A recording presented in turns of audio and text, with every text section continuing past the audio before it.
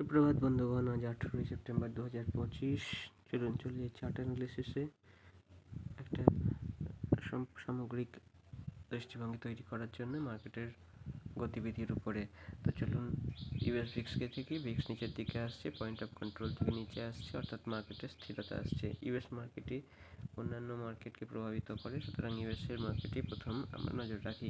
US 10-year bond ইল্ডও বেশ নিচের দিকেই রয়েছে। মার্কেটের রেজিস্ট্যান্স আপাতত 4.177% দেখা যাচ্ছে। ইউএস অয়েল অর্থাৎ ক্রুড অয়েলের চার্টে দেখা যাচ্ছে আবার নিচের দিকে আসার একটা প্রবণতা, অর্থাৎ যে গুরুত্বপূর্ণ সাপোর্ট রেজিস্ট্যান্সের লাইন 58 এবং 68-র মধ্যে রয়েছে, তার মধ্যেই মার্কেট স্থির রয়েছে সামান্য ভলাটিলিটির সঙ্গে। ইউএস 100 ন্যাসডাকের চার্টে অত্যন্ত স্ট্রং একটা মোমেন্টাম দেখা যাচ্ছে। মার্কেটে আপাতত সাপোর্টের লাইন 23,857-র কাছাকাছি। ইউএস 30 অর্থাৎ ডাও জোন্স ইন্ডাস্ট্রিয়াল চার্টে দেখছি যে আবার গুরুত্বপূর্ণ লেভেলের উপরে মার্কেট ব্রেকআউট নেওয়ার চেষ্টা করছে। সাপোর্ট এখনও সেই 45,675-এর লেভেলে। S&P 500-এও দেখা যাচ্ছে যে স্ট্রেংথ, তবে মার্কেট সামান্য যদি কারেক্ট করে তো 6,475-এ গুরুত্বপূর্ণ সাপোর্ট পেয়ে যাবে। এফটিএসি ইউকের মার্কেটেও আমরা দেখছি যে মার্কেট গুরুত্বপূর্ণ লেভেল 9,177-এর কাছাকাছি এসে সাপোর্ট নিয়েছে। গোল্ডের ফিউচার ভারতের বাজারে, গোল্ডের ফিউচার 1,09,800-র কাছাকাছি ট্রেড করছে। মার্কেট যদি কারেকশন নেয় তো 1,02,143-এর গুরুত্বপূর্ণ সাপোর্ট পাবে। সিলভারের ফিউচারে দেখা যাচ্ছে সামান্য সেল অফ আসছে। তো যদি মার্কেটকে 1,23,341-এর কাছাকাছি পাওয়া যায়, সেক্ষেত্রে লং সাইডে ট্রেড প্ল্যান করা যেতে পারে। ডলার ইন্ডেক্স সাপোর্ট নিচ্ছে তার নিজস্ব গুরুত্বপূর্ণ সাপোর্ট লাইনে 95.28-এর কাছাকাছি, যেটি অবস্থান করছে। ইউএসডি আইএনআর উইকনেস দেখছি, যদিও এটি ডলার ইন্ডেক্সের সঙ্গে একদম সামঞ্জস্যপূর্ণ হয়েছে তা নয়, তবুও ইন্ডিয়ান রুপি সামান্য অ্যাপ্রিসিয়েট করেছে, অর্থাৎ মূল্য বৃদ্ধি ঘটিয়েছে নিজের 87.62-এ।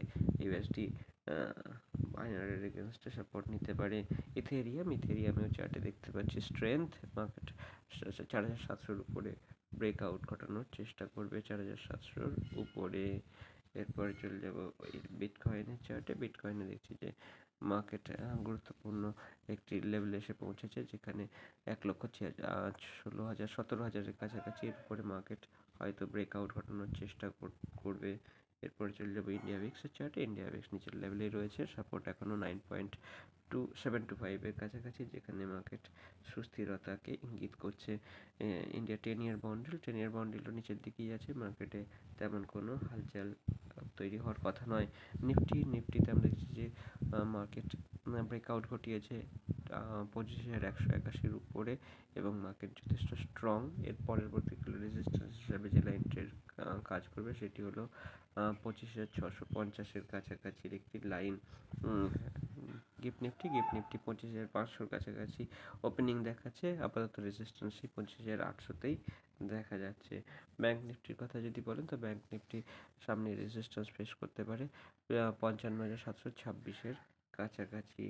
মিড ক্যাপ নিফটি যদি কথা দেখি, মিড ক্যাপ নিফটি গুরুত্বপূর্ণ মেক অর ব্রেক লেভেলে ট্রেড করছে 13,200। এর উপরে যদি মার্কেট সাস্টেন করে যায় তো পরবর্তীকালে রেজিস্ট্যান্সের যে লাইন সেটি হলো 13,500-র কাছাকাছি। এরপরে স্মল ক্যাপে যথেষ্ট স্ট্রেংথ রয়েছে। মার্কেট যদি কারেক্ট করে তো 17,950-এর কাছাকাছি মার্কেট সাপোর্ট নেবে। আর রেজিস্ট্যান্স আপাতত যদি দেখেন তো 19,583-তে। তো আজ সকালের আপডেট এটুকুই। দেখা হচ্ছে পরবর্তী ভিডিওতে। নমস্কার, ধন্যবাদ, ভালো থাকবেন সব।